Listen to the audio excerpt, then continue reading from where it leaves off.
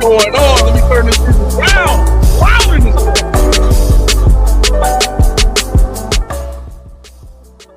All right, we got a lot to get to.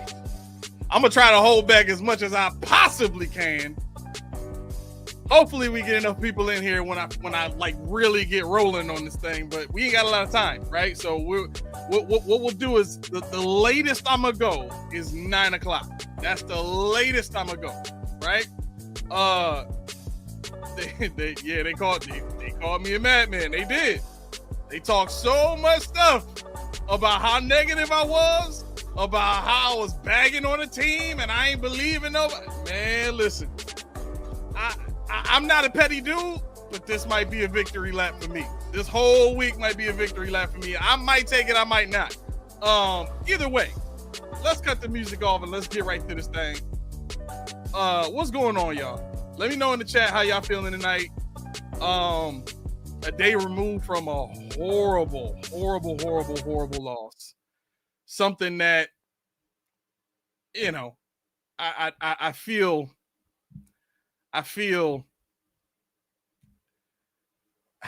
maybe justified in kind of, you know, just not really feeling bad for the Bills. Not really feeling bad for any fans that's feeling bad. I don't know. Let's get to these comments. What up, Billy D said time to clean house. It's a lot of people saying that on the radio. Today, I've heard more. Get rid of Bean, get rid of Sean. I've heard more of that than I thought I would ever hear on the radio. But are they wrong though?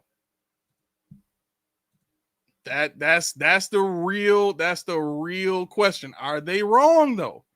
Right? Because for as much as we try to you know, make it kind of feel like it's an overreaction to be upset at this loss, I think the idea of the fury that we're hearing is the collective realization that this feels too familiar. This feels too close to what we usually feel at the end of the season in the playoffs, right? Part of the reason why I started off the season talking about the win against the Ravens the way I did is because the way they play leaves the door open for stuff like this to happen against teams that we ain't got no business losing to. Right? So I don't want to get too heavy into all of that. Joey says there are big problems in Buffalo. Nate says so much for 7 p.m. sharp. Yeah, so I had to push the time back. But when I put out the declaration, I guess, when, like, you know, whenever the notification goes out that the show is going to be at whatever time it's going to be at, I did set it for 7:30. So you just told me you ain't got your bell on. That's what you just told me. What up, Laura? Zuzu says McDummy exposed big time. Lynn, what's up? Sunny Sun Brian, what up? Joey says, I feel like they stomped a mud hole in us and walked us dry. I mean, that's a young team that has two very good coaches. Raheem Morris is a great defensive mind, and their offensive coordinator Taylor. Let me get his name right, because I was trying to get it yesterday. What is the Falcons offensive coordinator? Here it is. Zach Robinson. Okay, I'm sorry. Zach Robinson is their offensive coordinator. Let me just look at his wiki real quick, figure out what's going on with this dude. So he played quarterback for Oklahoma State. He was actually drafted by the Patriots in the 7th round in 2010. He played for the Seahawks, Lions, Bengals, and retired in 2013. So he played for 3 years. He became a coach in 2019 as an assistant in LA. Okay, so he learned from Sean McVay. That's what it is. Yep. Okay. So this dude ain't even related to Zach Taylor. I got that completely wrong. I apologize. I had heard that somewhere. Maybe somebody got that confused and I just bit it. But According to this, he was the game MVP in the 2007 Insight Bowl. Okay. So he knows a little something about offense. I think we saw that yesterday. The idea behind the win for the Falcons yesterday was get the ball to our stars, get the ball to our playmakers, and ride them until the wheels fall off. They didn't try to be cute. They didn't try to throw the ball to guys that they ain't had no business throwing it to because they were nervous about their best weapons being taken away. They just said, if they take it away, then we'll try something new. But until they take it away, we're going to keep going at that same spot is for as long as we possibly can. And it worked, man. Literally 14 completions that all 14 of the completions out of the 20 attempts that Penix had went to two guys. It went to two dudes. 14 completions to two dudes. He didn't have to do much. The stars took over. You got your running back going for what 180 yards, 170 something yards rushing, not including what he got in the passing game. And then you had like 10 catches and 140 something yards for Drake London. Man, stop. Let me see. Shada says drafting bums season after season, defense bunch of bums. They need wide receivers is very clear now, but I've been saying it for 2 seasons. Wait till you hear what Sean say, bro. Wait till you.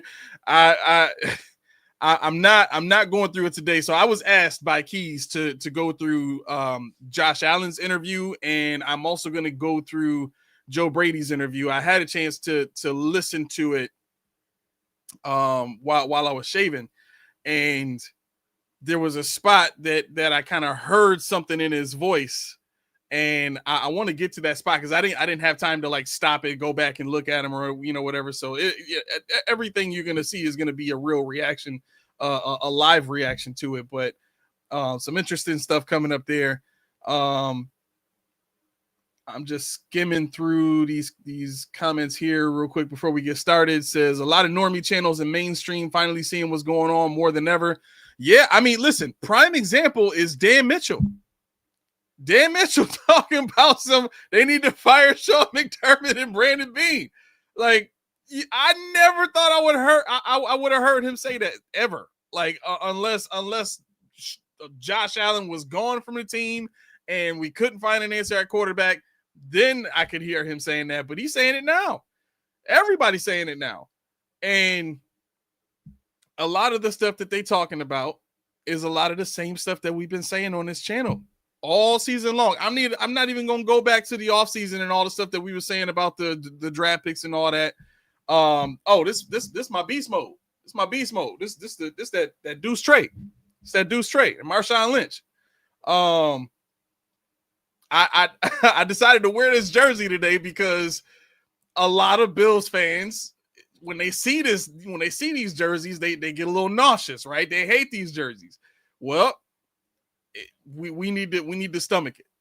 We need to own it. If I got to be a reminder of taking ownership of overlooking or choosing not to pay attention to or deciding to force hope into a situation where you really need to just read the tea leaves and take it for what it is, let this jersey be a reminder. Lynn says, I just want to know why the offensive coordinator quit using Cook. All right, so let's get to it. Let's get started. Let's pull up let's get to Brady first. I do want to get to Brady first because that's the longest of the two.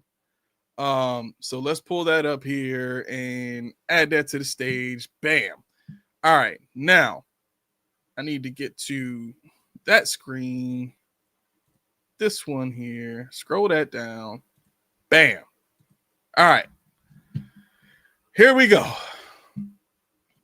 Hey Joe, how you doing? You got me okay?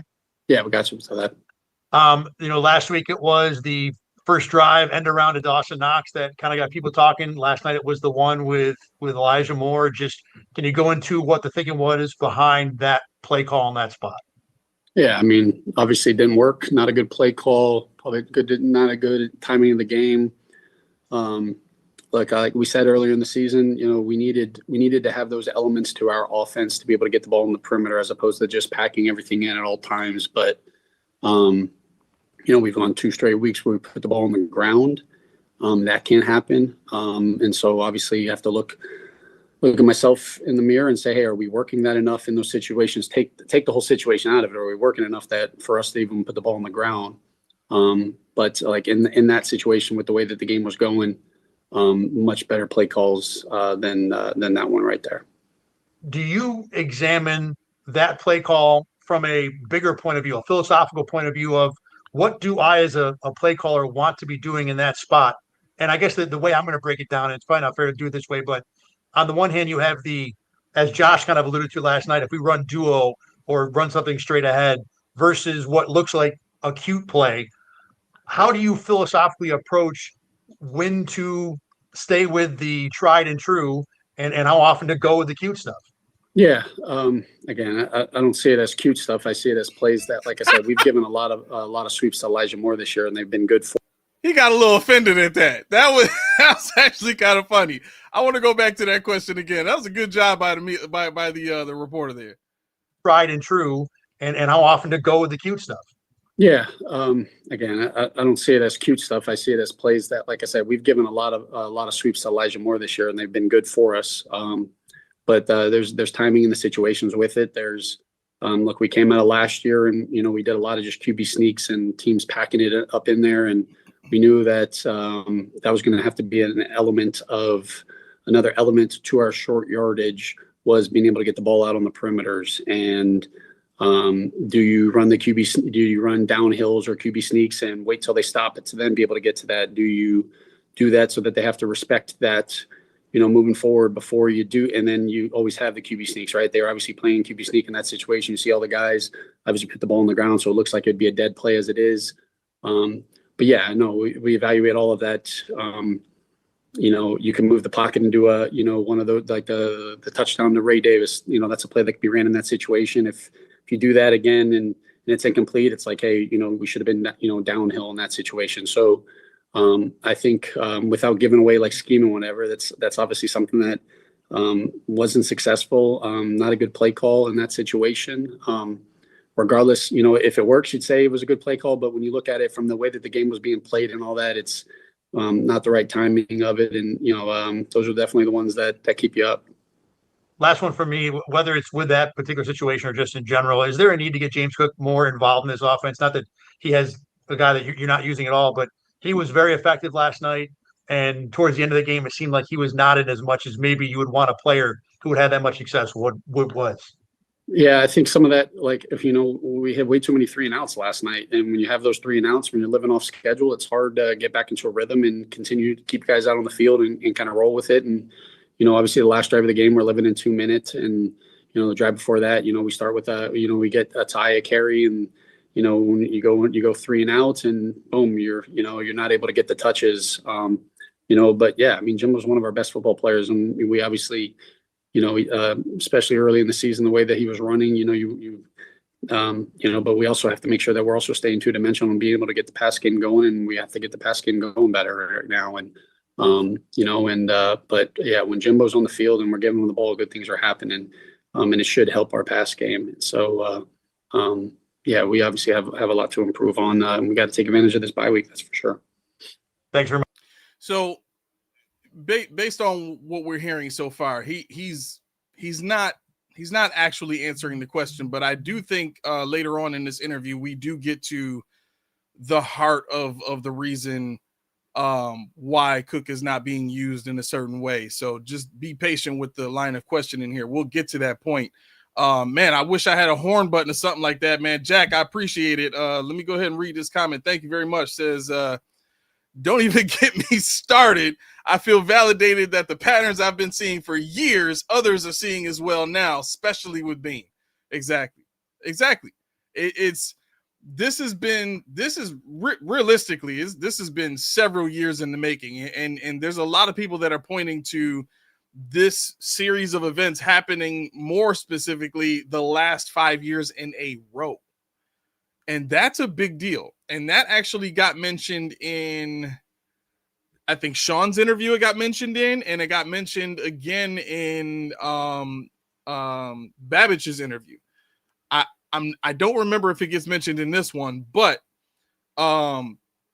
this is a recurring thing, and this team is big on, continuity and following the process, and what they believe to be the process is something that they believe is repeatable and scalable no matter what. And if you have a staff that is operating in that mindset, you really can't count on too many changes happening unless it's absolutely necessary. And I think now that we've reached 6 weeks of the season, we've reached the sixth week of the season, and 2 losses in a row in a really bad fashion, in which case the defense looks worse than it did last year, and your offense technically is performing worse than it did last year, where you at least got off 20 points on the Ravens when you lost, and I think you got roughly 20 points against. Well, let me see these scores here. Let me go back to the schedule from last year. 2024.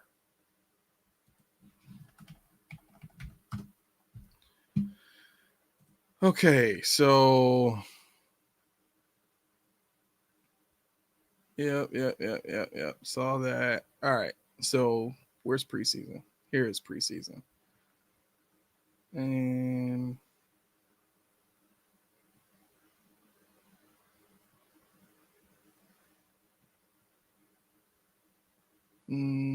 where is it? Or did I pass it? Jets, Raiders, Commanders, Dolphins, Jaguars. Yep. Where's... I might be thinking of the wrong schedule. I can't be.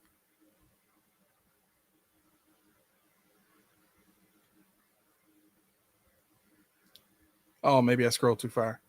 Okay. Yep, here it is. Oh, so they only scored 10 against the Ravens. They scored 10 so they scored 20 against the Texans. That's what I was thinking about. So they was 35-10 against that Ravens defense. They scored 14 against the Falcons defense, which that Falcons defense has got a bunch of first and second round picks on it. I think they said the Falcons defense had like 10 high round picks, and the offense had like 7 or something like that of the 11 starters. So a lot of good players on both sides of that team, just young, so I don't even think it's like we can't look at that Falcons team as, oh, well, they're significantly worse than the Ravens. Like, not the way they played. The pass rush, the coverage, the players that they have on both sides of the ball, it's all reminiscent of what we've seen from the Texans last year and their ability to pass rush and cover, the Ravens' ability to pass rush and cover. I think last year the only reason we scored 20 on the Texans is a missed tackle by the corner that allows Coleman to go off for a touchdown, and the fact that they didn't have their starting middle linebacker. That makes a big difference for that defense. But even this year, that Texans defense is insane. If they can find a way to score points and have a real offense, they can compete with the Chiefs. They can. Anyway, let's get back to what we're talking about here. Thank you for that again, Jack. Steve says Bijan was using multiple ways. Ball was going to him lined up in the backfield and as a receiver, but we can't do it with Cook. Why? You're about to find out why in a few when we get through the rest of his interview. Steve Bone says Bean and McDermott have gone 5 straight draft classes, hitting only 2 to 3 total picks. You can't maintain a winning franchise like that. 5 straight. I would say who are the studs? Who are the studs? Because to me, to be perfectly honest, there's, as much as we want Terrell Bernard to be a stud, he's extremely one-dimensional. And this year he's had a regression in his aggressiveness. He's had a regression in his willingness to shoot gaps and put his body on the line. I think a lot of that has to do with the emphasis on availability, so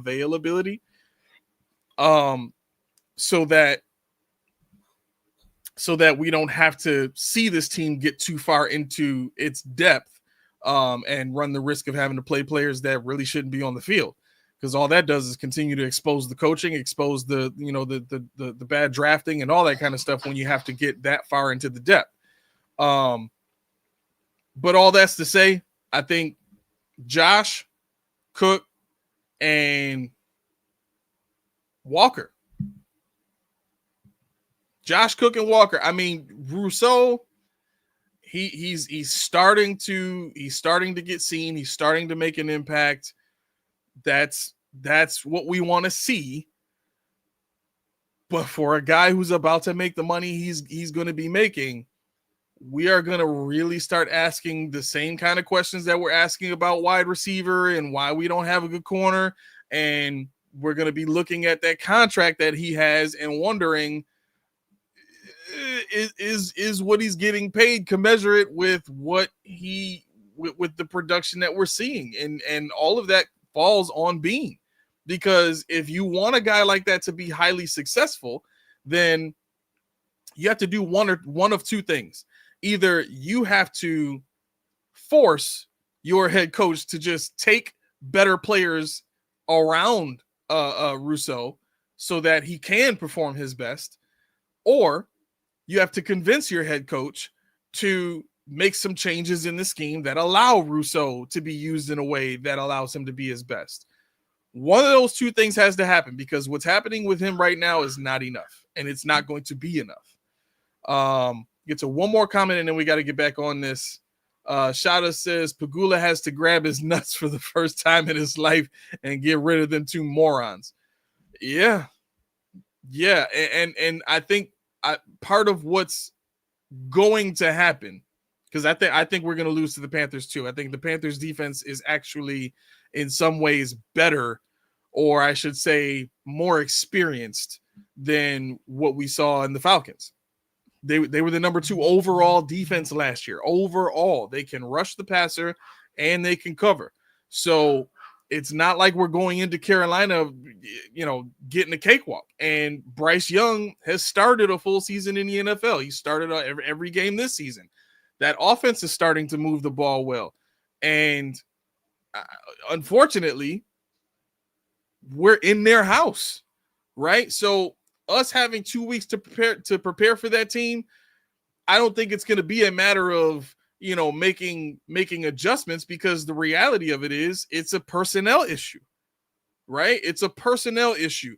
We know the head coach is not going to change what they do schematically. We know that, right? So what it's going to come down to is minor adjustments. And those minor adjustments might be having Cook on the field for every down, or as many times as they can, or utilizing him in different ways, doing some different things with, quite possibly maybe they zone blitz here and there. We got to see if they can execute stuff like that. But again, it's going to be subtle changes. Don't expect whatever they do coming out of the bye to be this, massive overhaul. That's not how they work. All right, let's get back into it. Here we go. Much for your time, Joe. I appreciate it. Thanks, bud. Hi, Joe. Lance Lysowski from the Buffalo News. You mentioned pass game just in that last answer there. Just curious, would you? It's a big question. Would you like to try to get the running backs more involved in the pass game, whether it be screens or anything else? Just even looking at Ty Johnson. I know similar to last season, early on he wasn't as involved in the pass game, but where do you see that as in terms of that group there? Yeah, look, we have to grow our offense, right? We have to continue to especially these last 2 games, right? What we've put, we're not proud of what we put on tape, right? Anytime if a team scores 21 points, we should win that football game every single time, right? And our guys know that, right? We just are, when the first drive of both halves kind of go like they did, the rest of the game shouldn't be so dang hard, right? And look, that's a really good defense, but we believe we're a really good offense, right? And we should be able to. We made it look really hard, and especially in the pass game and some of the protections, and it didn't have to be that hard. And I think when you come in, when you watch it, I think obviously I have to be better. It starts with me, and there's things that I have to clean up, and we have to clean up to not make it look that hard, and just to be able to not allow them to kind of tee off like they did and live in these. We basically played in. When you're in 2nd and 10 and 3rd and 10, you're in like 2 third down situations, and then that's hard to make a living. Getting the running backs involved does help. I thought they did a really good job last night of, bringing enough extra hats that, if you try to hang in the pocket and you don't get to some of your checks and some of your alerts, that it's going to be tough sledding regardless if the running back is out or not. But a guy like Ty last year, right, as we got him going, bringing that added element to our pass game. And so I'm going to back it up just a little bit here, but his phrasing, if you don't get to some of your checks and some of your alerts on time, and what he was alluding to was the thought process that if you don't call everything out that needs to be called out so that everybody is prepared to protect in the way that they need to protect, you're going to have holes.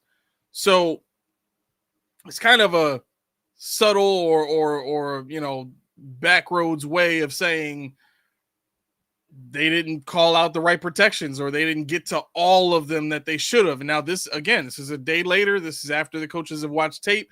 So this is your offensive coordinator basically telling you that the guys on the field, on maybe not all the time, but to some degree in that game, they were not calling out their alerts, or they were not calling out the right alerts or the right checks in enough time to get everything set up before the ball needed to be snapped.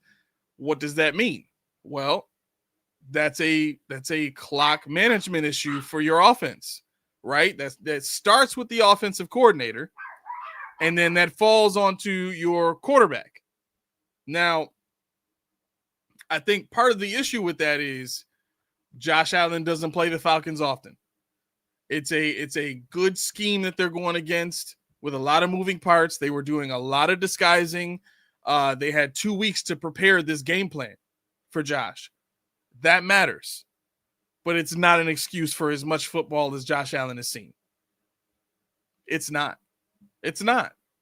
I don't care. I don't care what you say. There is no excuse for Josh missing with the level that he's at now, right? Because we were just talking about this 3 or 4 weeks ago, that Josh Allen mentally has reached that Tom Brady level where he can see stuff happening before it happens and react to things that are unseen by other quarterbacks pre-snap and post-snap, right? So this is in a sense, he's not necessarily blaming the offense as much as he is saying it's all of them, right? Including himself, because he has to realize by saying that he has something to do with that as well. Whether he's not getting the play out, on time, or the language is too long, or whatever it is, whatever his role was in that game yesterday of contributing to not getting the calls or the protection calls or the alerts called out on time before the snap, with enough time to make sure that you've basically gone through all your reads and gone through every check and every alert. Let's get back to it.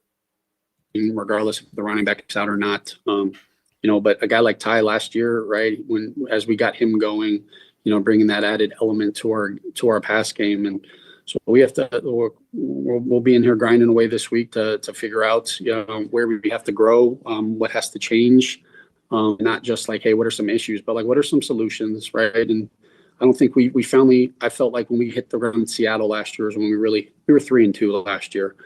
So there's no panic, but there's got to be a level of urgency, and we got to earn it, and we can't just say, hey, we're going to offense and just go show up. So, it'll be a big week for us, coming back with the guys and saying, hey, these are some things that we're going to clean up, and this is the direction that we need to go, and hopefully we're ready to rock for it next week.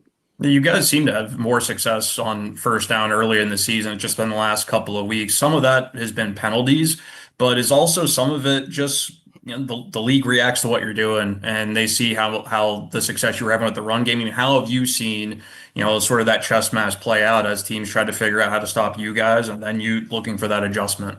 Yeah, I think, and that's going to be the chess match all season, right? Like we, trying to get a feel of how teams are going to play us, and us making the adjustments to how that's going to go. And I felt like last night it was the run game and the pass game that set us behind the chains. At times it wasn't anything one in particular, but once we were behind the chains, we made it look really hard getting back on schedule. You never want to live you never want to live off schedule, no matter what, no matter who you have. But we have confidence in the guys we have up front, and the guy that's pulling the trigger, that we're in these tough situations, that we can be able to ID it, protect it, and be able to get the ball out, and good things should happen. And so we obviously have to do a better job. Thanks, Joe. Appreciate your time. Appreciate you. So really quick, so far, from what I've seen, only the beginning of this interview did I see any kind of discomfort or anxiety. His blink rate has been fairly consistent this whole time. I've watched enough interviews of Brady to know that his kind of his posture of just kind of having that tightness is just he does that a lot, to be perfectly honest. So I'm kind of ignoring that too. So as far as body language is concerned, there's a few times where his lips disappear. There's a few long breaths in between words, or times where his breathing seems a little off tempo.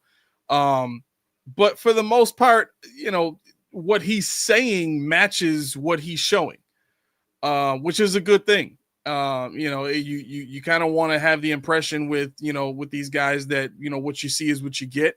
And I think Brady has been, Brady and Babish for the most part have been pretty consistent with that. Which is weird because Sean is almost the exact opposite, but just kind of interesting to kind of, keep tabs on that as we get through the rest of this. We're almost halfway done with this. Yep. So we're at 7 minutes, 48 seconds. Okay. So let's keep going. Coach Brady, Mookie Hawkins, Waffle Sports 1080. How you doing today? I'm well. How you doing, Mookie? I'm good, Coach. I asked you the same question I asked Coach last night. You have an ascending top 5 back in James Cook, and I know he's not, the third down back primarily, but in certain situations, especially when he showed you that he has a rhythm, why he's not out there in a 2-minute drill or third down situations when, he posed much as a threat in that situation. Yeah, I mean, he's obviously a threat. We feel like all of our running backs are threats, and some of it is, that's not to say Jimbo can't do any of that stuff, because, we can be in normal situations, he's having to do it. But I think that, everybody on our football team has a role, and there's a level of how much do you want to put on each player on any given play and throughout a game. And as always, if there's elements that we can take off of James, and because we have the type of backs that we have and the confidence that we have in the other backs, if we can take some things off of James Cook, and Ty Johnson does an elite job in that area, in that role, that we feel like that can benefit us. And that's not to say Jimbo can't do it, but that's just kind of us just using everybody on our team. If you're up, we're going to need you. Okay, so I need to go back through this one more time just to read his body language really quick, and then we'll get to this answer, because I think this is the phrasing, the verbiage he used. I think this is what explains so much about the way these players are used and why we see what we see on the field, especially against the Falcons. Let's back it up just a little bit, and then I'll get to exactly what all this means. How much do you want to put on each player on any given play?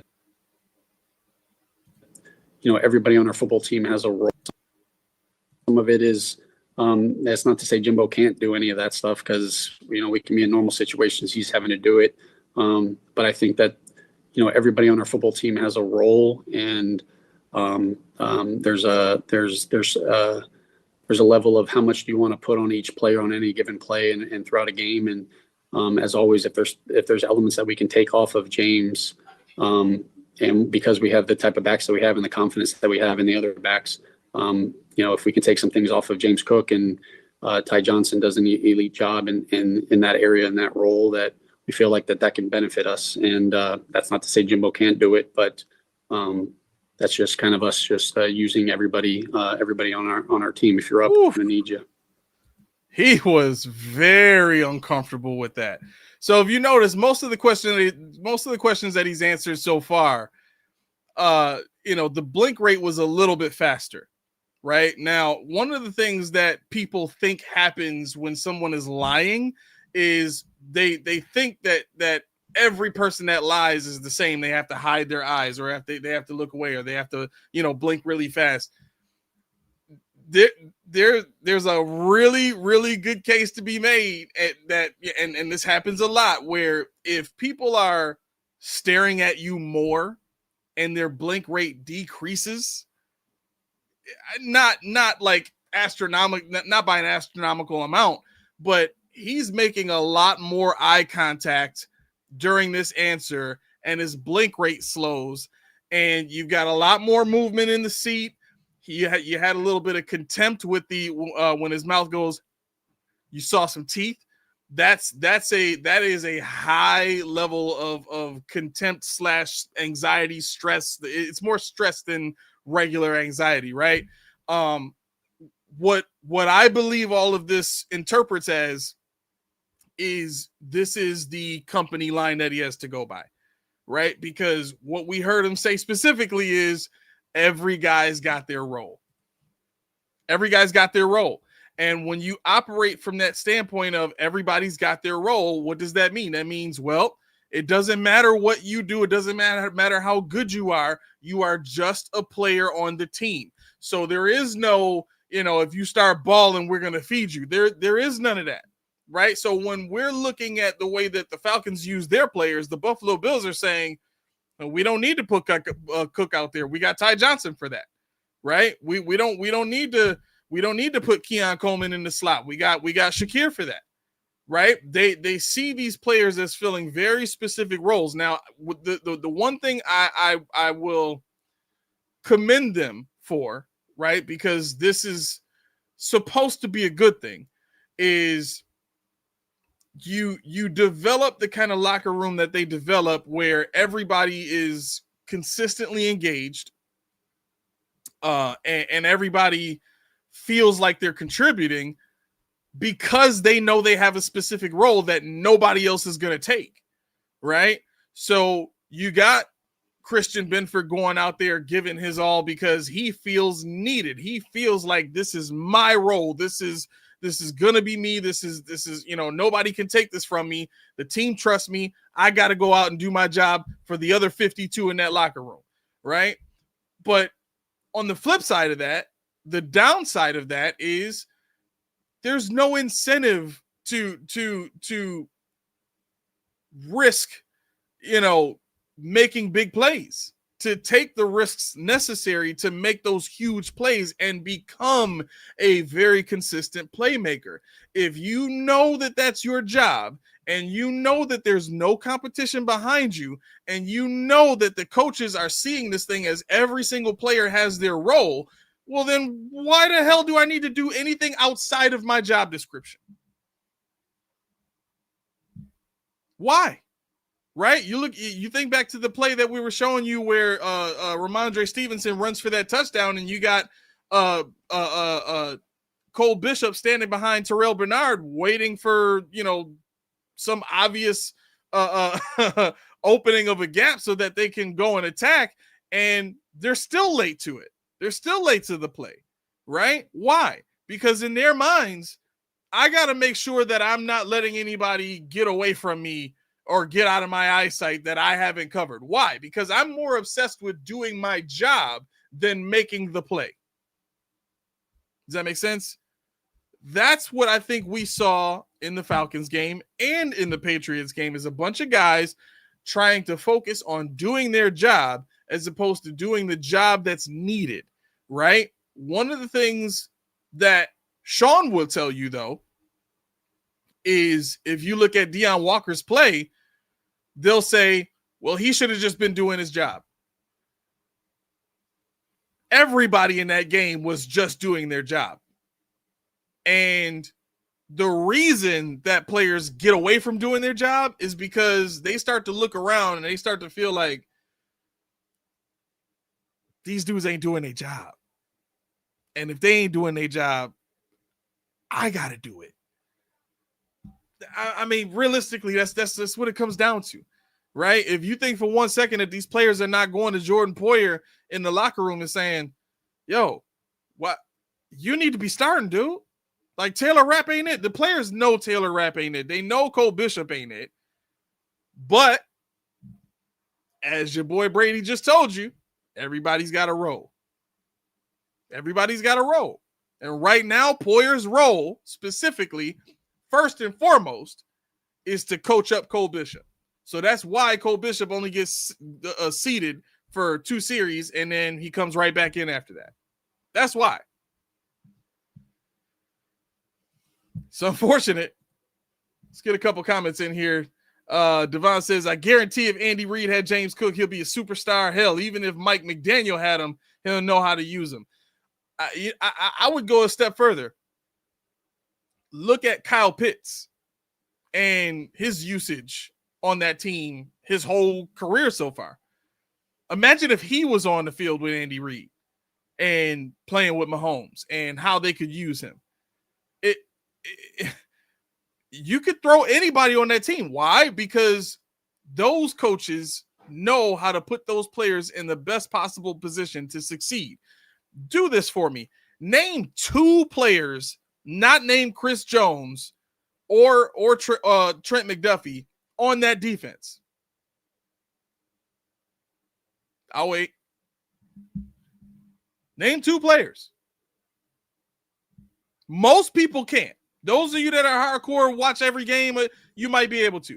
But most people can't. Why? Because they don't need those names. They can make those names. Why? Because they have quite possibly the best all-time NFL defensive coordinator in Spags. And they for sure have quite possibly one of the top 5 all-time great offensive minds of our game in Andy Reid. So they can afford to take smaller, faster receivers like Xavier Worthy that would, on most teams, be exactly how we use Curtis Samuel, more of a gimmick guy, right? Or more of a guy that doesn't get used as much because he is a smallish receiver. Tyquan Thornton, slender dude, probably get used a lot of the same way that Rashid Shaheed gets used in New Orleans. Not really that much unless we need to take a shot downfield. He's got a significant role in Kansas City as the number 4 receiver there. And he's a threat. He's a real threat, right? None of us even knew he existed before he went there. Unless your name is 40 Keys and you watch as much college as he does. But the point here is you have a coaching staff that is more obsessed with finding specific roles for players and employing guys to come in and do one specific job as opposed to finding players that are top of the line at being who they are. And if they're on defense, being disruptive. And if they're on offense, being productive, right? That should be the first focus. Is this guy productive? Can he go out on the field and is he doing something every time he's on the field? The answer is yes. Find something for him to do. It doesn't matter what it is. Find something for him to do, right? And don't regulate him to just that one role. If he can do multiple things, let him do multiple things. Guess what? If he's the hot hand for the game and he's a running back, keep feeding him. If he's a wide receiver, if he's a tight end, keep feeding him. Because at the end of the day, all you're doing is creating a reputation for yourself and for your team. If your opponent watches tape and they see man, we got to respect Kincaid. 6 for 106? We got to keep an eye on that boy. Man, Cook went off for 148. No, we got to watch that boy. Man, Shakir went for 110 on 15 catches. Like, nobody could cover him. He's getting 15 catches. Yeah, it was only 110, but 15 catches is a lot of catches. Like, people can't cover you if you're going off for 15 catches. Like, coaches have to pay attention to that. They have to game plan for that. And the more you give a defensive coordinator and a team in general to have to study and to have to game plan for, that's less preparedness that they can have going into that game, because they got the same time every other team has, right? So what my point in saying that is they're not going to have enough time to cover everything. Something is going to get lost in the mix, and you'll be able to expose that on Sundays. That's why you develop your talent and make them as great as you can possibly make them. Don't regulate them to a specific role and damn them to just be a piece of the whole for the rest of their career. That's how they end up out of the league if they leave your team. That's how they end up coming right back, because they go somewhere else and the team is like, all right, what can you do? And that player is going to go like, well, way I was used in Buffalo, I ran 3 routes. So I'm ready to do it for $14 million. 3 routes. Here we go. Right? I'm going to do it for you. I did it in Buffalo. I'm going to do it for you. 3 routes. Here we go. You ready? Say hut. Say hut. And the coach sitting there looking like, 3 routes? What? Bye? Bye? We ain't playing that game. 3 routes? That's it? That's all you got, Gabe Davis? Nah, we ain't doing that. We ain't doing that. A couple of comments here. Okay, I roll up, said Drew Tranquil. I said not named Trent McDuffie. We need to trade the D for a 5th round pick. The whole D?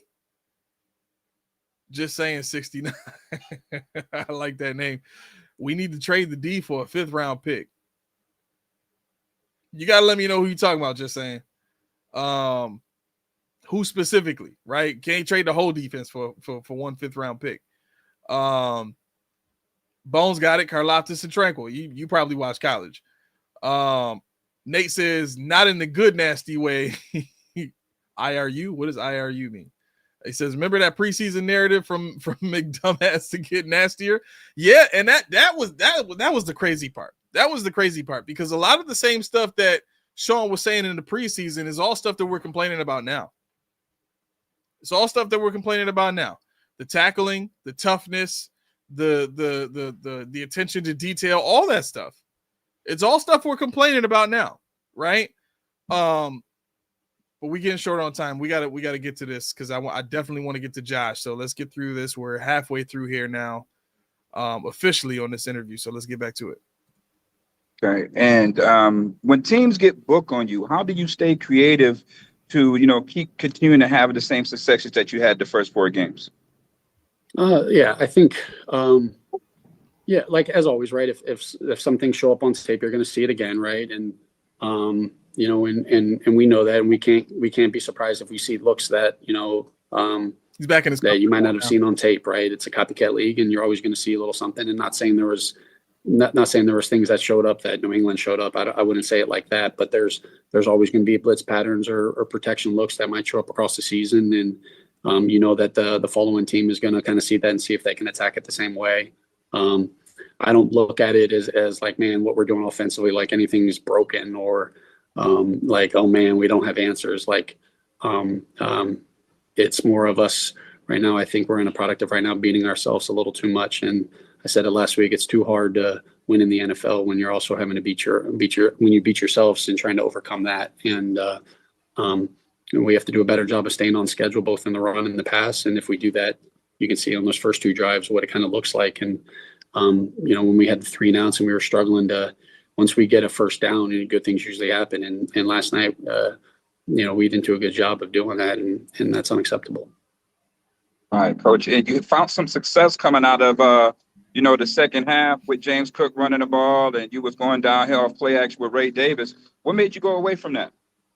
I mean, I wouldn't say we went away from that. We continued to kind of do that. We were just in a rhythm that we got some first downs, and I think when you look at some of those next few drives, you get, when you have whether you're running it or whether you're passing it, we get a first down. You're able to kind of get back into whatever those things are, and the problem is we had some 3 and outs, and we had so many opportunities in that second half, in that fourth quarter, third quarter specifically, to down by 7 with the ball in our hands. Like we got to go take advantage of those, and we can take advantage of it.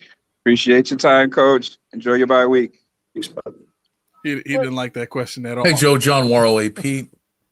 I know you just said I don't look at it as if anything's broken, but what's your level of concern with Keon Coleman not being able to be a big part of this passing attack, especially with Joshua Palmer going down? Yeah, you go into a game, last night, right? Dalton's already down, Curtis is down. Josh had obviously had those big catches, and you get all those guys in that situation, regardless of plays tag, like, hey, you guys got to be able to know everybody's kind of role, and you're on the sideline making sure, hey, this guy knows this was originally for I'll let him finish. Josh, this was originally for this, and guys being able to roll. But look, we've had some opportunities. Keon had some one-on-ones last night that he's obviously going to want back. And those opportunities, those are things that he knows. We're putting him in those positions that make them, and I got to make sure I'm doing the best job to put our players in position to have success, right? And if I'm not doing that, then I'm not doing my job well enough. And so that's what I got to spend this week making sure that that we're doing that, and we're getting the matchups that we want, the people where we want them, and we're taking advantage of that. And then when it's there, that we're pulling the trigger and throwing and catching. And whether it's Keon, whether it's anybody on our football team, it's no different. So here's a contradiction that gets revealed here too. He talked about guys needing to know each other's positions. When we listened to Joe Brady talk last year about Everybody Eats at the inception of Everybody Eats, and he talked about how every receiver on the team needs to know every position on the field. There is no number one. When they drafted Keon Coleman, that was the communication.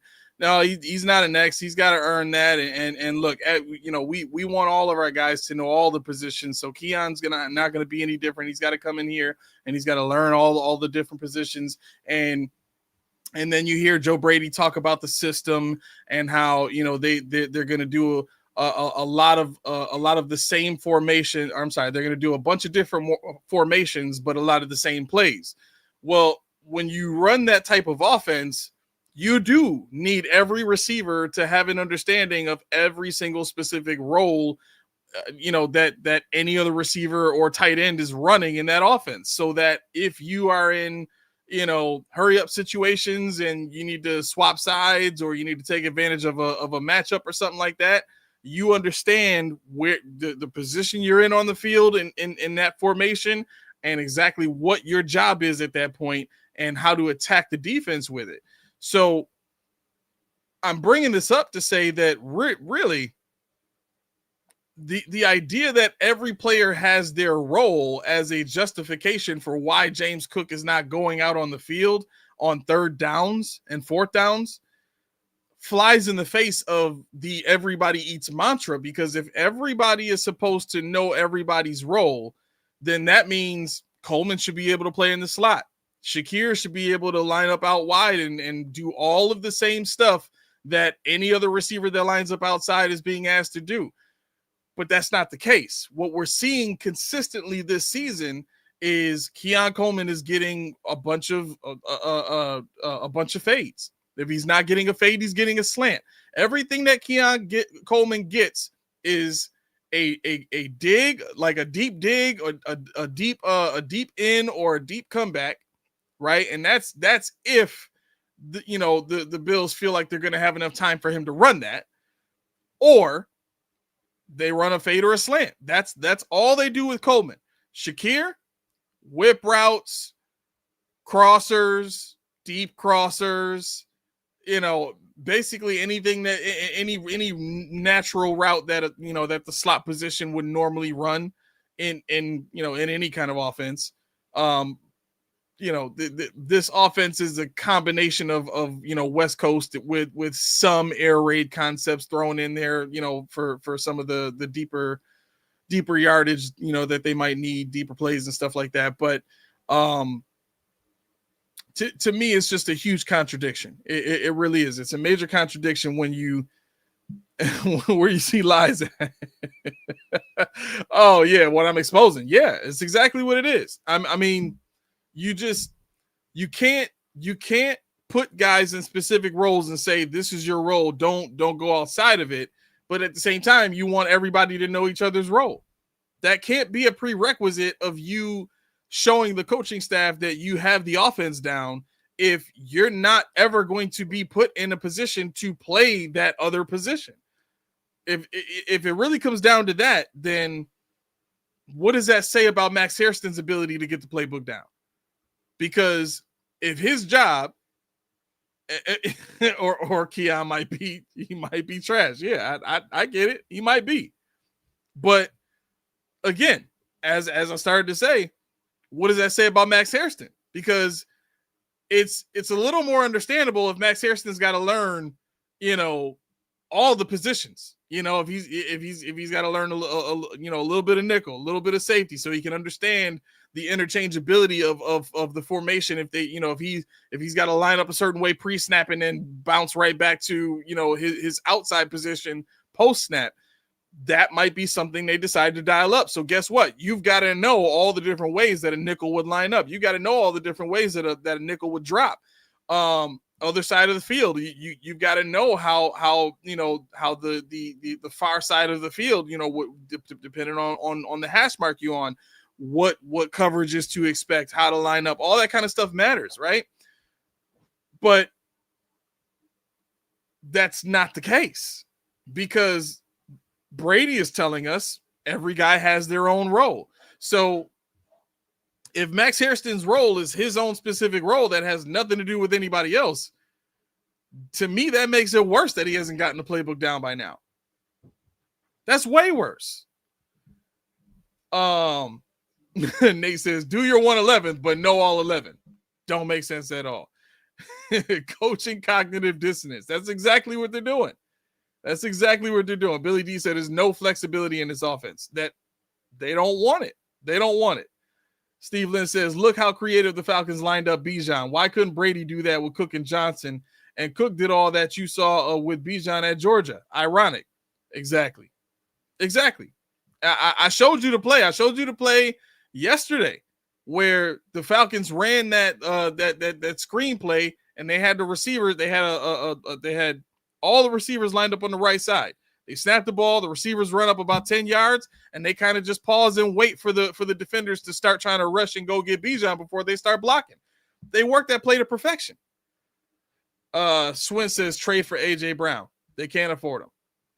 They can't afford him, and he will not fit everybody eats. If AJ Brown comes here, you have to destroy everybody eats. He's gonna want the ball. He's gonna want his catches.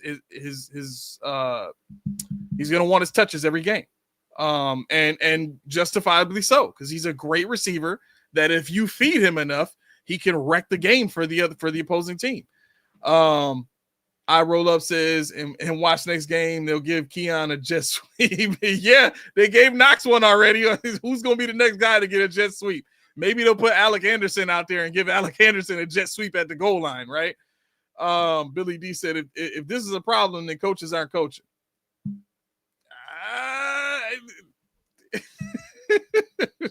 We might be saying something there. You might be saying something there. Right, exactly, Nate. But then stay in your lane. And yes, Win, destroy it. Then I exactly that's what I would do. Steve says actually Dayball ran a terrific jet sweep with McKenzie and would fake it in a setup.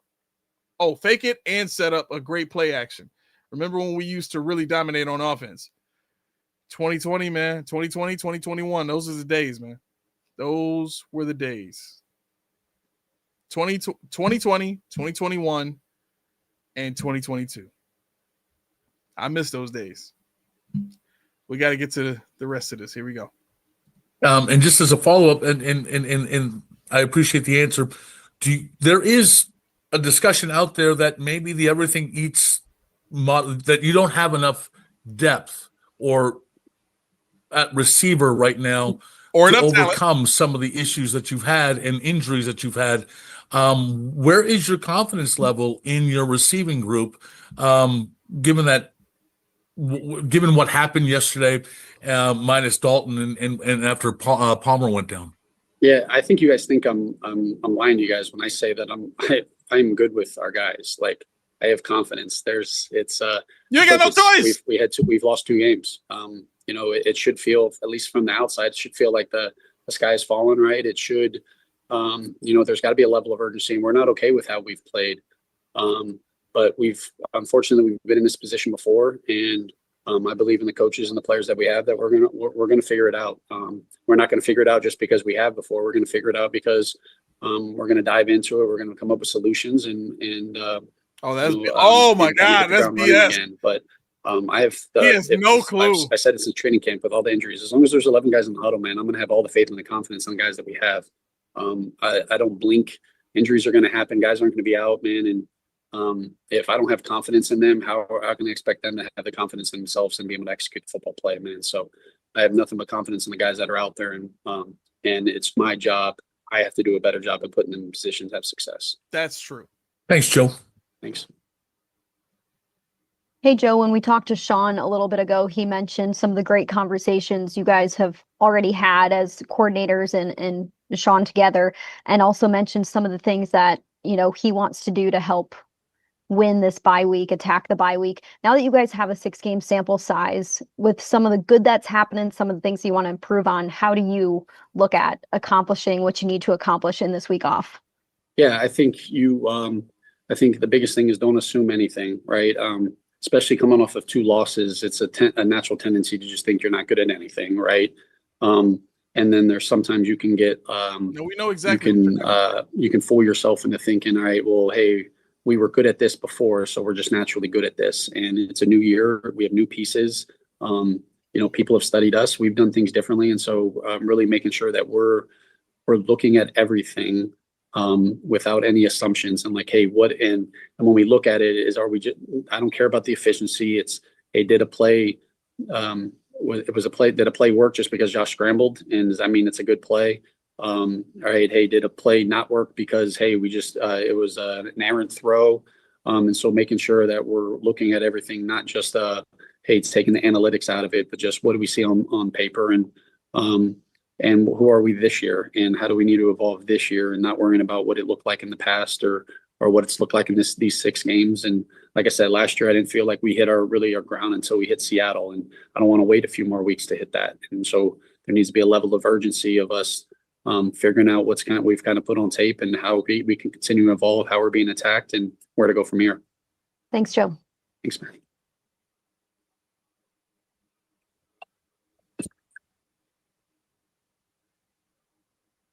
I want to go back to all the stuff I saw when he was talking about his confidence in this receiver core. That was grade A BS. It was a play. Did a play work just because Josh scrambled? And, people have studied us. We've done things differently, and so really making sure that we were good at this before. So yeah, we got to go back a little bit further. Thanks. Hey, Joe, when we talked to Sean. Oh, nope. We got to go back a little bit more.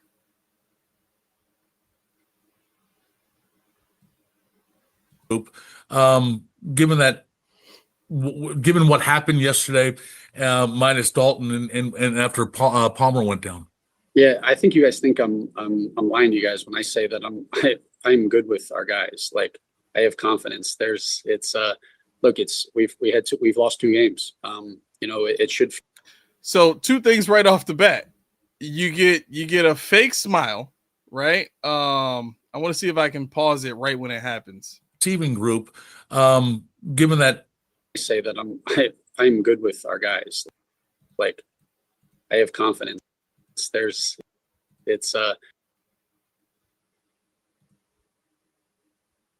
and after Palmer went down. Yeah, I think you guys think I'm lying to you guys when I say that I'm good with our guys. It's like, I have confidence. Okay. You see that face? Does that look like a genuine smile to you? that is not. This is more commonly seen as a grimace, right? So usually if somebody's smiling and you don't get the level of sincerity in the eyes, if there's not, more lines around the corner of the eyes, it's not a sincere smile. It's right? And then you get the look away on top of that. So that's why this can be interpreted more as a grimace, right? And usually what do we do, or what do we interpret a grimace as? A grimace is, ooh, you see something happen to somebody, yeah, right? That's what that is. You didn't see any sincerity around the eyes at all. No creasing, no cheek, not enough cheek rising, I guess. And I'm like butchering all the terminology because I'm not like, I haven't mastered all of this yet, but I'm very well read on it. But anyway, so let's keep going. Look, we've lost 2 games. That right there. So part of the reason that the mouth gets super dry super quick, right? Because he did talk for, at least 8 or 9 minutes before he really started drinking a bunch of water. And it was around that 7-minute mark where he started getting the really tough questions about James Cook. And then Mookie came in and asked him, about James Cook. Then he gets asked about the receivers, and he's been drinking water ever since, right? But the idea of hiding the lips, right? Anytime you see somebody hide the lips for any period of time, You guys it's think a sign of anxiety. I'm lying to you guys when I say that I'm good with our. The sky's fallen, right? It should. There's got to be a level of urgency, and we're not okay with how. Look, we've lost 2 games. Right there. Did you see it? That's not trying to moisten stuff like all it for as genuine as Brady tries to come across. He's very bad at hiding his tells. He's man, if he becomes a head coach, we're going to be able to get a lot out of him. It should feel, at least from the outside, it should feel like the sky's fallen, right? It should, there's got to be a level of urgency, and we're not. I'm even willing to say that some of the brow work that's going on there. Let me look at this again. We've lost 2 games. It should feel, at least from the outside, it should feel like the sky's fallen, right? It should. There's okay, so in reading body language, there's also micro expressions, right? And there was a heavy sense of sadness that flashed on his face, and sadness. I don't want to say it was definitively sadness. It was like a combination of anxiety and sadness, which is probably just worry, right? Because that's within the spectrum of anxiety or stress and sadness, right? Is just worry. And with the question that's been asked, with what he's talking about, a lot of what's going on in the eyes, the eyebrows, the forehead creasing, the widening of the eyes, the dropping of the cheeks, like all of that stuff matters. Like, I don't think you guys understand. All of this stuff matters, and it says a lot about what the brain is experiencing, right? So this is a guy talking about his wide receiver core with worry, right? Of course he's got to have confidence. Of course he's got to portray that, because he's still got to go out and coach these guys. And he's not about to tell the entire fan base that he's nervous about these guys. But you best believe that they've had a conversation about this before, and they're probably at the point cap-wise and situation-wise where, like Sean said in his presser today, I believe in who we got. I believe in who we got. Now, we'll see if that's BS or not, based on, whether or not they make a trade before the trade deadline. But for now, we got to take Sean at his word that he believes in his guys. If that's the case, then this face makes sense, because this is a guy that's realizing this is all I got is Tyrell Shavers, Gabe Davis, who else, whoever else we have on the practice squad. Like, that's the cavalry. That's all we got. And whoever else is on, whoever else is healthy right now, right? It's Coleman, Shakir, and Elijah Moore. Those are your most tenured guys that are healthy right now. Curtis Samuel was out of this game. He was hurt. Josh Palmer gets hurt in this game. And Gabe Davis is still recovering. So, and Shavers, you got 4 healthy receivers right now. They got to call somebody up, and they're probably going to do that too. They're going to need to. But let's keep going. There's got to be a level of urgency, and we're not okay with how we've played. But unfortunately, we've been in this position before, and I believe in the coaches and the players that we have that we're gonna figure it out. We're not gonna figure it out just because. Really, you jump at that part? I believe in the coaches and the players we have. The body shows you when it's uncomfortable. When you get that random jump, it's discomfort. I don't want to be in this spot. Right? It's like you're trying to, your body's trying to jump out of itself. It's trying to jump out of that spot of whatever the discomfort is, right? So that's why you get jumps like that at random with what he's saying. We have before. We're going to figure it out, because we're going to dive into it. We're going to come up with solutions and kind of hit the ground running again. But I said it's a training camp. So here's another thing that people do that you need to pay attention to.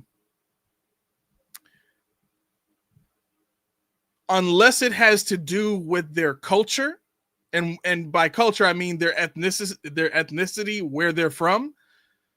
Certain things like saying I'm super confident and shaking your head no, that is a major tell. That's a major tell. I'm not assuming that he has no Middle Eastern ties at all, but for him to be shaking his head like this and saying something in the affirmative, it's contrasting sentiments, right? The head is the body is telling you I don't agree with what I'm saying, but the mouth is affirming something in the positive. That's a dead giveaway, right? And again, for those of you that are, trying to pick some of this stuff up, ethnicity and background has a lot to do with that. So, if they're from a specific culture where that's, a prominent type of body language in the way that they communicate naturally, where they just, they're head shakers like that, then okay. But not for Brady. Not for Brady. With all the injuries, as long as there's 11 guys in the huddle, man, I'm going to have all the faith and the confidence in the guys that we have. I don't blink. Injuries are going to happen. Guys aren't going to be out, man. And if I don't have confidence in them, how can I expect them to have the confidence in themselves and be able to execute football play, man? So I have nothing. All right, we can get to the end here. Get through this because we got 15 minutes left. You know what? I'm probably just going to cut it here. I mean, all the good questions have been asked already, so I'm going to move on to Josh here. Let me get back to it. Where is it? Press conferences. I was just curious. Can you quantify what some of the problems were on offense tonight? I mean, it takes everyone. little details matter.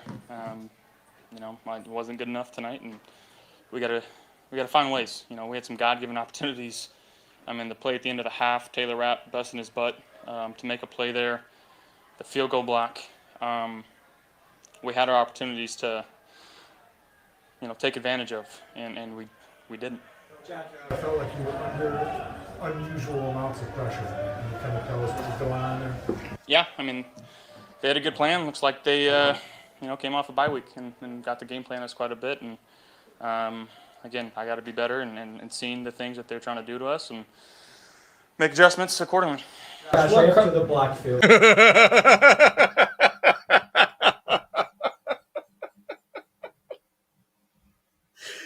Yo, Josh is pissed. He is pissed. Yo, did y'all see that? Did y'all see what I saw? The deep breath and that was an anger face. That was an anger face with the contempt lips if I've ever seen it. Let's go right back to it. I'm gonna try and freeze it so y'all can see it.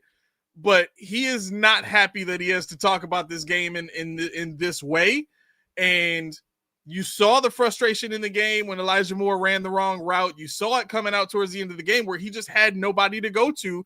Even in the sack that he got where he just stays there, all right, fine, sack me. Come on, hurry up. Just sack me, just fine. Like, he knows he ain't got boys out there that can really help him like that. Meanwhile, he's watching Bijan Robinson and Drake London destroy our defense. This is a man that knows he does not have what he needs around him. And he also knows that there's probably no cavalry coming, right? They'll find a few things to fix, but he's seen this show before, and he's in the building. He knows exactly what's going on. That's where this anger face comes from. I guarantee it. Let's go back to the face. And got the game plan us quite a bit, and again, I got to be better and seeing the things that they're trying to do to us and make adjustments accordingly. Josh, after the block field goal, you got the ball down. It was like 3rd and 2. Again, I got to be better and seeing the things that they're trying to do to us and make adjustments accordingly.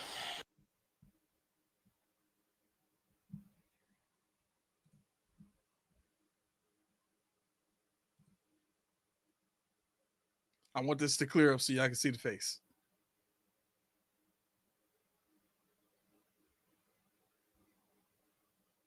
Like, really. Matter of fact. Look at that.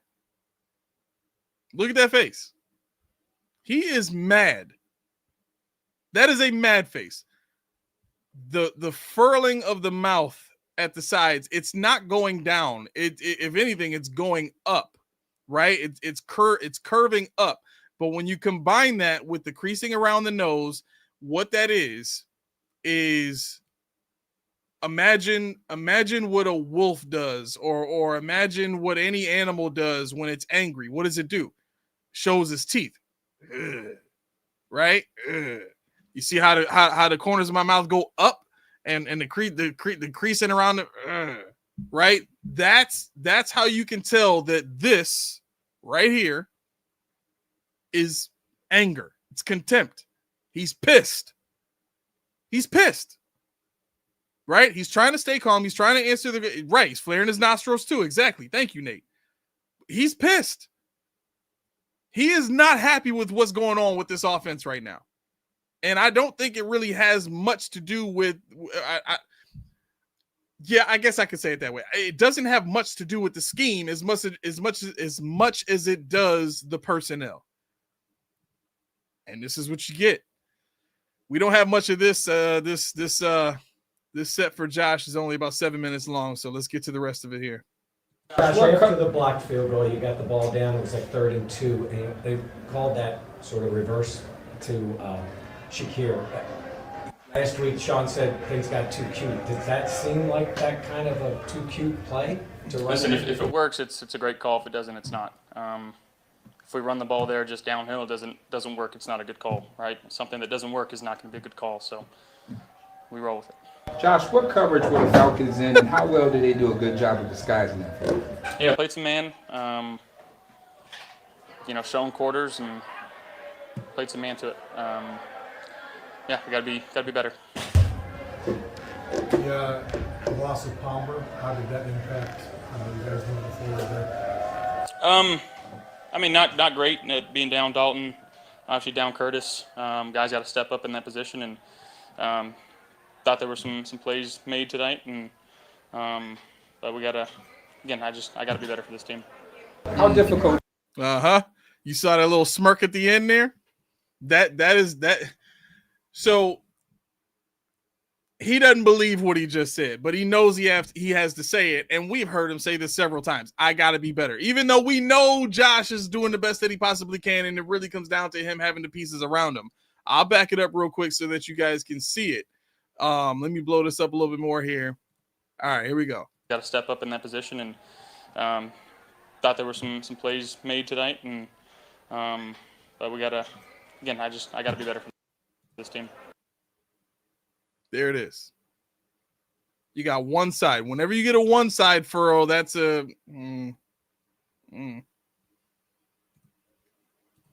that's a I don't believe I don't believe it. That's what that is, right? He's giving you the company line, and his body is telling you he's giving you the company line. He don't think it's on him. In fact, he probably knows it's not on him. On top of that, while we're here, you can see the shoulder shrug. Look at that shoulder. Right here. Look at that shoulder.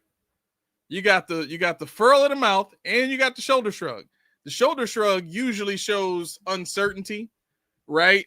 But when you combine that with the signs that we're seeing on the face, that's more just plain out discomfort. Like I don't really want to say this, but I have to say this. So just power through it. Just it's kind of like you just shrug it off. Like I gotta say it. Oh well, right? It's bad, and Josh knows it is, and he's showing it. He's showing you exactly how bad it is. How difficult did they make it for you to take some shots downfield? It seemed like they was giving you those opportunities, but how tough was it for you to, get the ball downfield? Yeah, I mean, when we have opportunities, we got to convert them.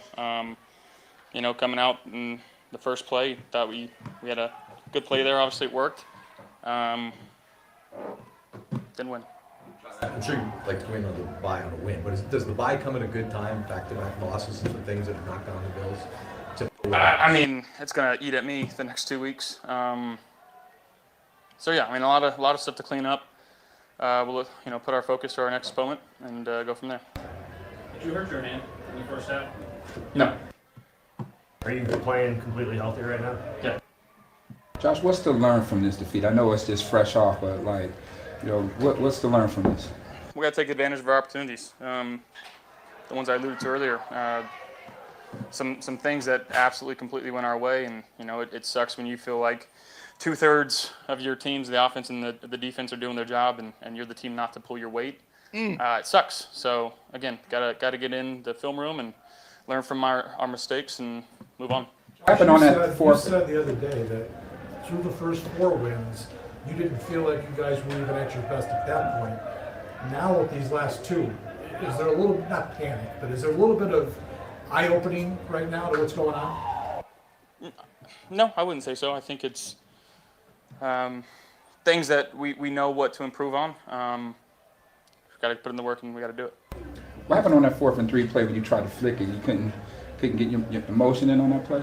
Yeah, I mean, I felt backside pressure. Trying to get the ball out. Sometimes when you open it up when you're rolling to your left, that causes big hits, and just tried to get it to our playmaker. Sean last week said that you felt like the offense, well, he said too cute at times. Joe kind of disputed that a little bit this week, but when you look at that 3rd and 1 call to Elijah, it doesn't work. Where do you land on the idea of the offense looking too cute at times right now? Again, you run duo or throw a quick pass and you don't get it, that's a bad call too. We got to execute whatever Joe calls, and there's opportunities to be made and to be had, and we're not taking advantage of them as the players on the field. Well, y'all got into some great rhythm coming out of halftime. James Cook got going, and then you was utilizing Ray Davis. There was some play action. Then y'all kind of totally go away from that. What goes into the hot and cold with the offense? I mean, the other guys gonna get paid too. You know, they're game planning just as hard as we are, and flat out they just played better than us tonight.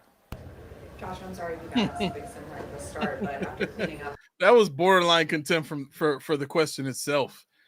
I think the answer of, you know, the other team gets paid too is kind of a cop out, because the idea of, you know, critiquing what you do and you yourself critiquing what you do is to look at your role in the situation, and to say, well, the other team gets paid too, is to say that essentially you can do everything right and still fail.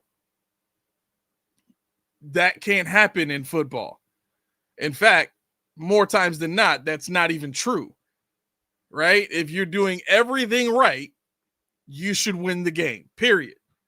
So this idea that, well, the other team gets paid too, so what? So what?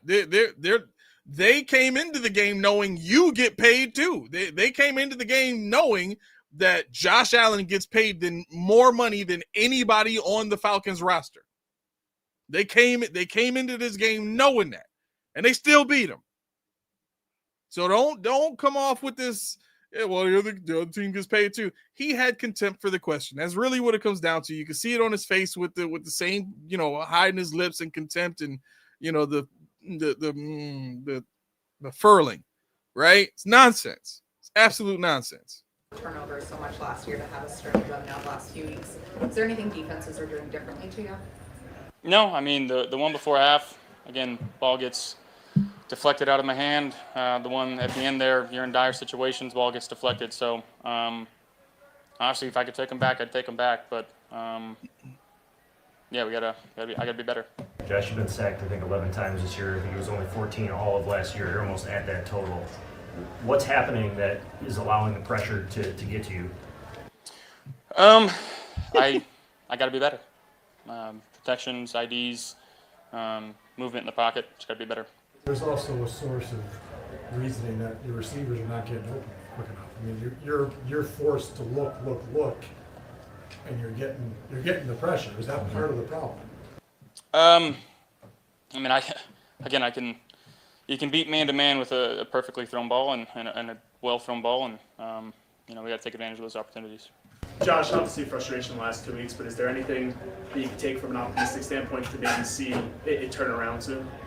I think we were 3-2 last year, sitting at 4-2 going into a bye week. What was that? But is there anything that you can take from an optimistic standpoint to maybe see it turn around soon?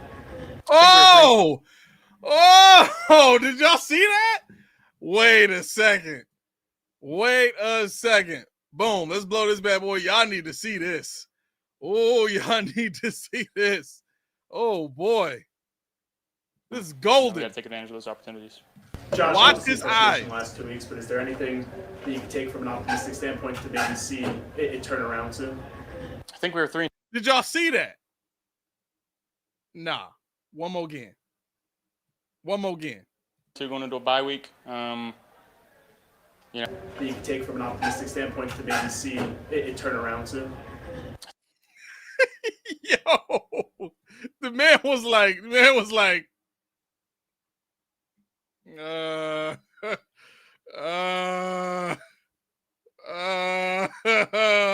don't know. I think so. Yo. And the question was, is there something that you have, you know, that you can take as optimism going forward, right? Basically saying, you know, is there anything good that you can, you know, take from this to give yourself hope, right? For your quarterback to react like that, that's huge. He damn near rolled his eyes at the question. That tells you everything you need to know about where Josh is and where the coaching staff is. And this is confirmation, aside from something that I showed everybody last season, last year too, of when Sean went to go, I think he went to go shake Josh's hand after a game or something like that, where Josh just kind of bailed him out. And, they ended up winning the game, but it was kind of in spite of, the defense or whatever. And Josh just kind of, blows Sean off in a sense. You know what I'm saying? So my theory is, and what I said last year is, Josh is a team player, and Josh is going to come in here. He's going to play the role of franchise quarterback to the best of his ability, and he's not going to make waves. So we can't count on him to come in here and just turn the whole ship over and start fires everywhere in order to create change on his own. He's not going to be that type of guy, right? But behind the scenes, there's a lot of contempt for what he sees going on. I'm sure he's looking at what's going on with the Chiefs now and seeing, man, they went through letting Tyreek Hill go. They went through the decline of Travis Kelce, and now they got 3 or 4 new receivers on that team that are going to be able to roll with Mahomes for the next 5 years at least, at an affordable level for the Chiefs. So this has got to be extremely difficult for Josh to put up with, and we're seeing these things leak out in these press conferences now. That was a key element of what we needed to know about how Josh feels about this whole show right now. That's it. Says it in the eye roll, all in the eye roll. Let's play that back one more time, and then we'll let it roll, and then we got to get out of here. We got to take advantage of those opportunities. Receivers are not getting open quick enough. I mean, you're forced to look, and you're getting the pressure. Is that part of the problem? You can beat man to man with a perfectly thrown ball and They turn around soon. I think we were 3-2 last year. Advantage of those opportunities. Josh, obviously frustration the last 2 weeks, but is there anything that you can take from an optimistic standpoint to maybe see it turn around soon? I think we were 3-2 last year, sitting at 4-2 going into a bye week. At any point you can have a winning season. Almost halfway through the year. I know we're not quite halfway, but I think you'll take those odds. Yes,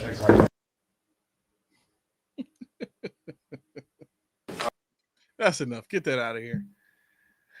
Let's get to some comments. Let's see. Steve Lynn says Coleman is just a more athletic built biscuit, biscuit Benjamin, and that's what to expect out of him. I'm neither surprised nor disappointed. I just wanted want a better choice, or at least another choice, in a later round. Yeah, I mean, see, the other part of this too is Caden Prather, I don't think is on this team. Let me see if he's on the practice squad. Yeah, here we go.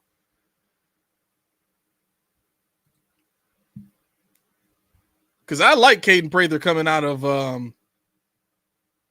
college. I thought he was a pretty good route runner, great speed, great body control, a guy that needed time to develop. So practice. Okay, so they got Christian Wilkerson that they can call up from the practice squad. Caden Prather is not on here at all. Yeah. Not on here at all. Steven Gosnell is the only other receiver they got on the practice squad. That is crazy. Shane Buechele got a job, but Caden Prather can't keep a job. Like y'all got that many receivers, y'all just good, huh? Y'all straight. Y'all don't need nobody. Yeah, or if you look at the depth chart right now, they're only healthy receivers: Elijah Moore, Khalil Shakir, Keon Coleman, Tyrell Shavers.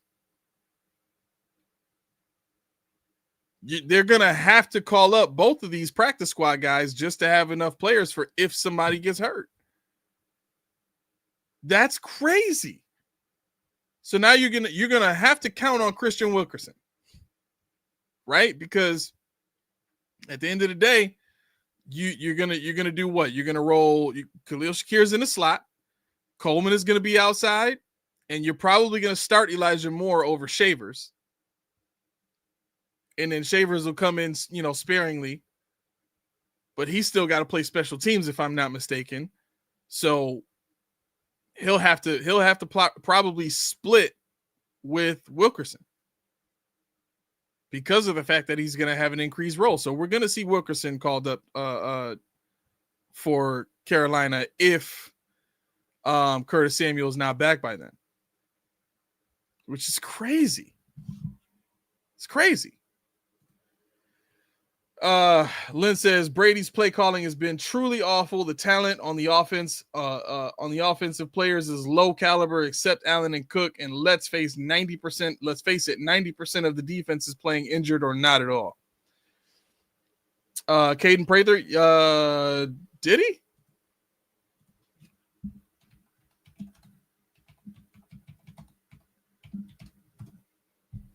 Let's see.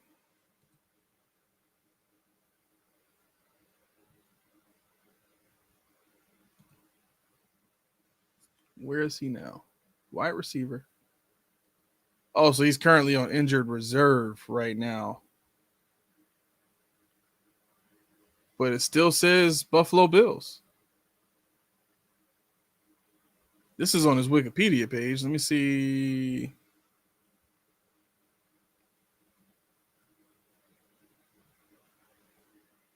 Yeah, I mean, this can't break this current team.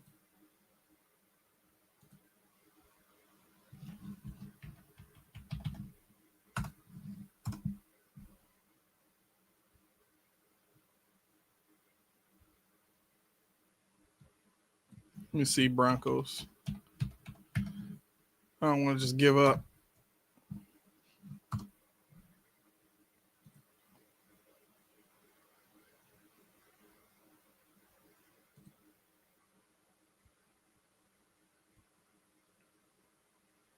Okay, so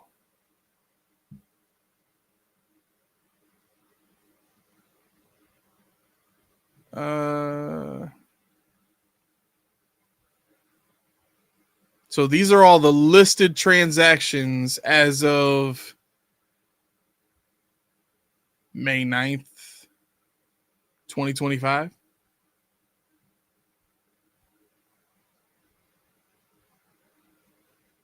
Oh, so he is still on the Bills and he is on injured reserve, but he's still with the Bills. So they probably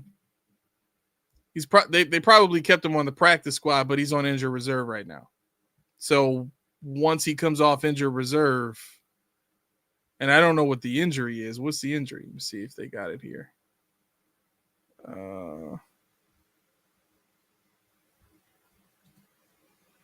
These are all good questions.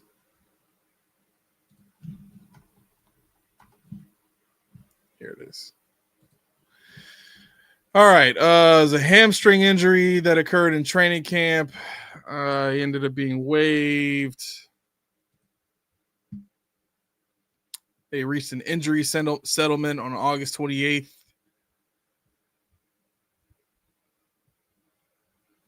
Let me see.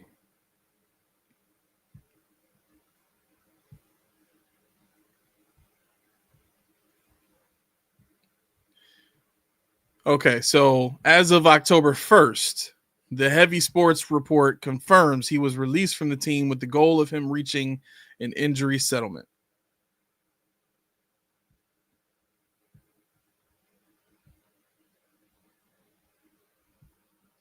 So he's not on the team right now, according to this. But whatever. We gotta get rolling.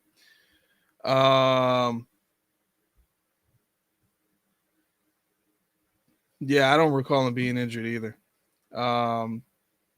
Steve says Titans coach just fired. McDaniel is going to be fired soon. That's two really good OCs who know how to scheme guys open. McDaniel, also great run game coordinator and never miss on running backs. Yeah, his systems always produce good running back play. He comes from that Shanahan style. Yeah, so okay, 12 personnel coming. You think so? You think they're gonna have to do it with not a lot of receivers right now? It's possible, definitely possible. But all right, I got to get out of here. It's 10 after 9. This is 10 minutes longer than I wanted to go in the first place. So thank you, everybody, all 59 of you, 58 of you now, for tuning in to this week's episode of Post Podium Conversations. If you have any recommendations for specific coordinators or specific interviews that you want me to, to go through on this show, definitely let me know. I'm down to look at other teams, pressers if we want to go that route too. Always interesting to kind of get a look at what some of the other teams are saying about us. And try to take a look at what they're communicating with their body language as well. So I'm always down for that. Let me know if that's something you guys want to get into with this show as well. With that being said, this has been another episode of Post Podium Conversations. I have been your host, Aramis, and y'all have a great night. I will see you guys on Thursday for Coach D's Corner. We will be running that show at, I think we do it at 6:30. So either way, I'll put out the notification. If y'all got y'all bell on, y'all see it when y'all gonna see it when it pop up. So have a great night. God bless.